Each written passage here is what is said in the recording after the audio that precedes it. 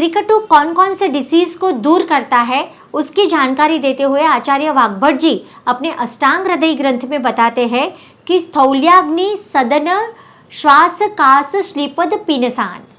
हम एक के बाद एक अगर डिटेल में देखें तो स्थौल्य यानी स्थूलता ओबेसिटी, अग्नि यानी मंदाग्नि, श्वास यानी अस्थमा, कास यानी खांसी या ब्रोंकाइटिस, श्लीपद यानी हाथीपगा या फाइलेरियासिस और पीनस यानी पुरानी सर्दी।